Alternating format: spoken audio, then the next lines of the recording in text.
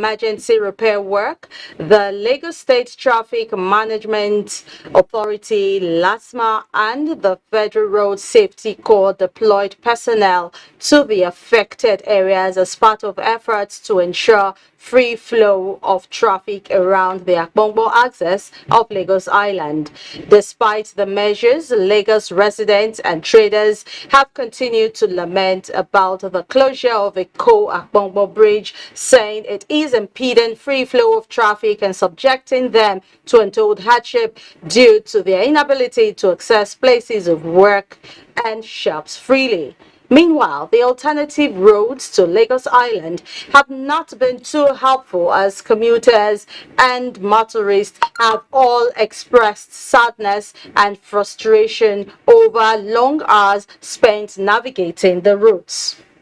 On Panorama today, coming to you live from the Lagos Network Center of the NTA, we will be beaming our searchlight on joint efforts by Federal Road Safety Corps and the Lagos State Traffic Management Authority to ease the gridlock on roads, particularly the Akbongbo and the co-bridges with Christmas around the corner. How can the alternative roads be more accessible?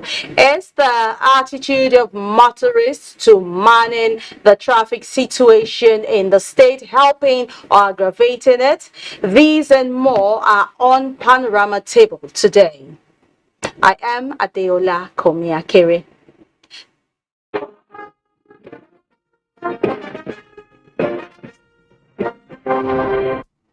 And do not forget that you can follow this news broadcast live on our website at nta.ng/live and on our other social media handles displayed on the screen for updates.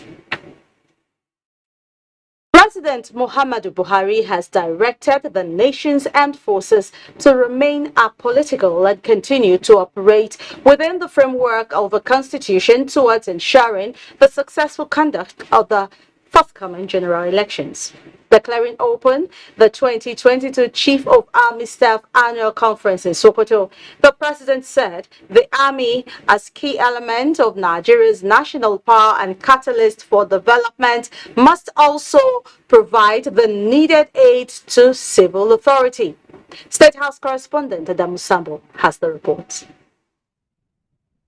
The positive feedback I have been receiving reflects that an appreciable level of stability is being attained across the country. Acknowledging the tremendous successes achieved by the Nigerian armed forces in the renewed onslaught against insecurity, President Muhammadu Buhari said increased instances of mass surrender by terrorists in particular is an indication of their resilience and resolve to bring lasting peace to the northeast. He lauded the sustained efforts at curtailing the youth restiveness and secessionist struggle in the southeast, as well as banditry in the north central and the northwest regions, which he attributed to intelligence-driven operations and improved synergy amongst the security agencies. You must therefore maintain the tempo in all theaters and double your efforts in information gathering, as this will greatly assist you to comprehensively defeat all forms of security threat facing the nation. I assure you that the country remains grateful for your selfless services and sacrifices. We will forever be indebted to the officers and soldiers that paid the supreme price while defending Nigeria. The president, however, insists on improving human rights obligations during their operations so that the hearts and minds of the people can be won. It is also imperative for me to state that the Army and the armed forces in general remain apolitical, as will be required to support the civil authority by providing a peaceful environment to enable the successful conduct of the 2023 general elections. During the conference, with the theme, Building a Professional Nigerian Army for the 21st Century Security Environment, operations of the troops in the various theaters will be reviewed towards evolving enduring strategies for improved performance. I want to assure Mr. President and indeed Nigerians of our unalloyed loyalty to the Republic of Nigeria and the defense of the territorial integrity of this great nation. The Minister of Defense will continue to work with the stakeholders to provide the necessary strategic guidance to enhance our national security. On behalf of my brother governors of the Northwest and indeed governors of the country, rest assured, Mr. President, for our continued support and collaboration in this direction for us to achieve lasting peace in our dear country. As part of the ceremony, recognition awards were presented to deserving personalities for impacting positively on the operations of the Nigerian Army. They are Abdul Samad Rabiu, Ali Kodangote, retired Colonel Hamid Ali, Jim Ovia, Tony Elimelu, and the immediate past chief. Earlier on arrival in the seat of the Caliphate, President Muhammadu Buhari paid homage on the Sultan of Sokoto, Muhammad Sa'ad Abubakar III. The Sultan used the opportunity to formally appreciate the Nigerian leader for his administration's recent policy decisions to introduce history primary school pupils in their mother tongues. These two great policies, I think, are so important to us, and we want to commend you and urge you to go on with your own resolve to ensure a free, fair, and credible elections in 2023. You have always assured us, and we believe you will do what you have promised. We'll give you 100% support and prayers, inshallah. President Muhammadu Buhari has since returned to Abuja. Adamu Sambo, NTA News. The Nigerian government has assured the international community of its commitments to champion the cause of aviation safety, aviation security, and facilitation in Africa. Opening of the ICAO Air Services negotiation event hosted by the Nigerian Civil Aviation Authority. Justin Bem-Onyi reports.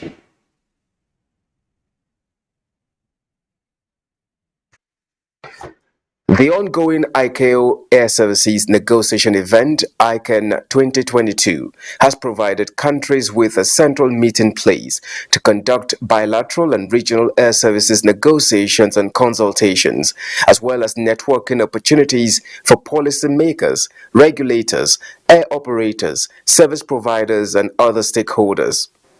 In a message through his chief of staff, President Muhammadu Buhari affirmed that Nigerian government has adopted a civil aviation policy centered on liberalization and public-private partnership initiatives. I wish to reiterate that my administration will continue to sustain the support being given to the sector in order to attract private sector investment, support and growth of tourism and trade.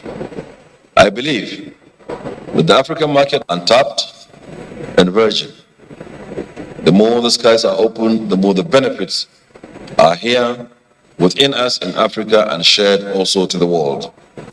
The 5-day event will offer a forum for participants to learn about current industry trends and issues and exchange experiences in addition to the negotiation of agreements. Justin Bem-Onyi, NTA News. Key players in the tourism and culture industry have identified the sector as the future of Nigeria that should be given adequate attention required for development. This was made known at the 2022 Tourism Roundtable in Abuja. Oyinaya Kaluoka reports. Nigeria, no doubt, is blessed with rich, diverse tourism potential, which are yet to be exploited. For experts at the 2022 Tourism Roundtable, this huge potential, if tapped, can change the narrative of the economy just like other countries. We must patronize. But if we keep the money here and visit our tourist attractions, and when there are festivals, we go to them, we spend the money here, and it is circle and goes round, and Nigeria will be better off for it. Tourism is the single greatest employer of labor in the whole world. Tourism contributes more than even oil as far as our GDP is concerned. Speaking on the theme, leveraging on professionalism for the growth of the tourism, hospitality, and the travel industry, the chairman FCT chapter of the Institute for Tourism Professionals of Nigeria called for more training for stakeholders in the industry. People who are practitioners, who are practicing tourism, they have the right skills, they are empowered, so they deliver to guests who come in. We want to make sure we promote domestic tourism. The Tourism Roundtable offered opportunity for policymakers, regulators, and investors to brainstorm on ways of charting the desired path for a healthy professional practice. Rina Oka, NTA News. Nigeria is still regarded as the e-waste capital of Africa, with Lagos at the center of it all. As part of ongoing efforts to address the trend, federal government is adopting strategies that will ensure all sectors of the economy fall in line with relevant national environmental regulations on proper disposal and management of e-waste. Jennifer Igwe reports. Technological development is birthing new innovation rapidly, resulting in more generation of electrical and electronic devices, including used batteries. Approximately 110,000 tons of used lead-acid batteries are generated in Nigeria annually from the automotive and renewable energy sectors. To ensure proper disposal, recycling, and environmentally sound management of e-waste in Nigeria, federal government is adopting the Extended Producers Responsibility Program and Circular Economy. To ensure all sectors are involved, sensitization and interactive meetings are ongoing. So in line with the provisions of the National Environmental regulations, all existing facilities are mandated to conduct environmental audit every 3 years, either the industries, production industries, and the banking sectors. Over 25 e-waste collection centers exist in Lagos under the Extended Producers Responsibility Program. The state is the pilot for the initiative, which is expected to be replicated in all parts of the country. In Lagos, Jennifer Igwe, NTA News. You're still watching Panorama, reaching you live from the Lagos Network Center of the NTA. Let's take a short break now. More news when we return.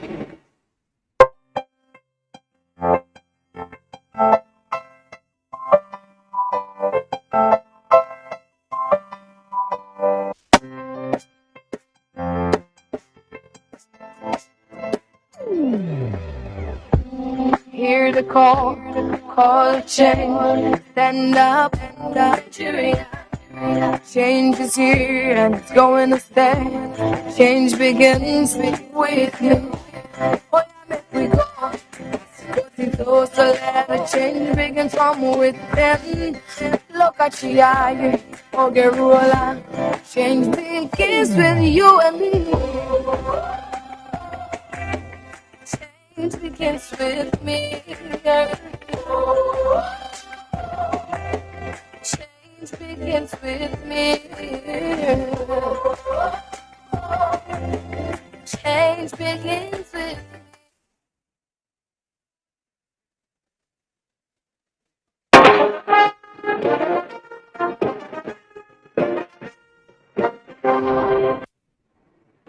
Many thanks for staying with us. President Muhammadu Buhari has inaugurated the Technology and Innovation Complex at the National Agency for Science and Engineering Infrastructure, NASENI, which the president noted is undergoing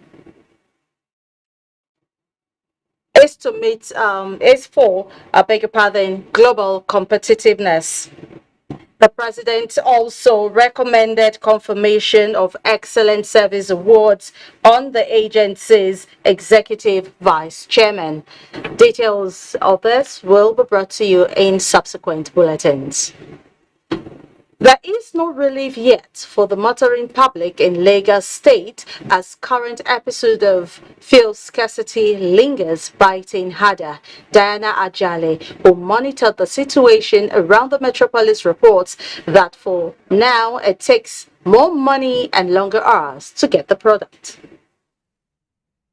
This is not the best of time for motorists and commuters plying the Akbongbon Bridge, particularly this Christmas period, as the bridge will not be open for traffic. Traders and residents lament the closure has left them trekking long distances with an increase in transport fare. Some commuters and commercial bus drivers express sadness that they spend several hours navigating the road while awaiting repairs. They argued that despite the alternative roads provided by the state government, there is no relief in sight. It's already blocked. All this place, there's nowhere to go. Before we are going, when you're going down under the bridge, there's from where you will come back to locate this place. But now the place is already, Taylor don't spoil everything. They are coming in from Idumota. Do you know? They are coming in. So this is the only place. And this is the next place they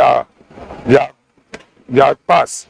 A visit to Akbongbon Bridge shows that the emergency repair work is ongoing, with engineers working round the clock to meet the deadline of May 2023. We may not even be up to that, but let's just put it, because we are working day and night. Work progress is very fast. As you can see now, we are almost 65% done with the work, and the remaining 35% in less than some weeks will be completed. Meanwhile, the Lagos state government has assured residents of adequate traffic personnel on the alternative roads to control traffic while waiting for the completion of the bridge.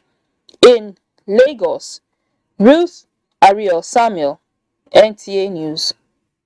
Lagos residents and traders have lamented the closure of Eko Akbongbon Bridge, saying it is impeding free flow of traffic and subjecting them to untold hardship due to their inability to access places of work and shops freely. Ruth Arias Samuel again monitored repair works on the bridge. Okay, joining me in the studio to discuss traffic management on Akbongbon Access and Lagos State generally as Christmas is fast approaching is the Public Education Officer, Federal Road Safety Corps, Route Commander Olabisi Shonusi. Welcome. Good afternoon. Okay, now it is no longer news that the Akbongbon Bridge will not be open to traffic until May 2023. What is the implication to traders, commuters, and motorists, knowing that the access is a beehive this period? Well, you know, the repair work on Akbongbon Bridge is very important because of the fire incident that happened recently. And if you also remember that the Minister for Works and Housing visited that same axis this year around May, and where he assessed the level of repair work. And very close to that, we had another fire incident around Ijora. And they had to move again to Ijora section of Eko Bridge, and that is why the repair work had been extended till May 2023. We know that this is going to take a very great toll on traders, motorists, and all that, because the alternative routes, some of them are not really familiar with them.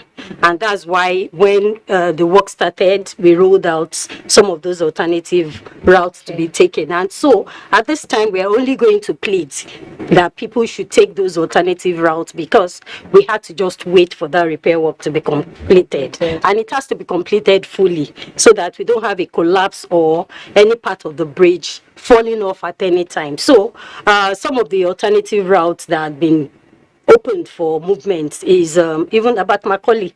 You know, the state works, Ministry of Works also had some repair works around those alternative axes just to make commuting very, very easy for everyone. All right, now driving in the state could be hectic with, commercial bus drivers engaging in reckless driving. What measures have you deployed to curtail their excesses? One of it is continuous sensitization and engagements. We are engaging the executives, and we go to parks, we go to garages, and very recently also, you see that the general manager of last month was also along that axis, the Akpogbo axis, to also sensitize commercial vehicles and also traders on the need for them to be more patient at this time and to seek alternatives. So what we are doing continuously is sensitization, need for us to all know that this is the collective responsibility and that that's work has to go on. Yeah, we just hope that the bus drivers, the commercial drivers will adhere to all the sensitization campaigns. We hope so too. Yeah, now, do we even have enough boots on ground to manage the situation, considering that this is about the first time that the bridge won't be in use during the end of the year shopping and festivities? Of course, we have enough. We are having joint traffic management with all the traffic management agency. It's not FRSC, Federal Road Safety Corps alone. We have LASMA also deploying all their men also to do that. And we have also the Nigerian police joining in traffic management along. And very recently, there was even an order given that the enforcement on BRT corridor should be lessened so that it will be open for motorists to also use for that. So those were just the numerous measures that were put in place to ensure that commuting in and around that axis is smooth. Okay, the BRT corridor that either two before now. Has that been implemented? Yes, I think it's a continuous thing, and we're still ensuring that the men also adhere to that instruction, that directive, so that anyone who plies the place is not really apprehended or fined or even penalized for that. Okay, so we want to say thank you for your time with us on Panorama, trying to enlighten and educate Nigerians what is going on concerning movements around the Akpogbo axis where construction work is ongoing. Thank you, Olabisi Shenube, for your time. You're welcome. Sports update.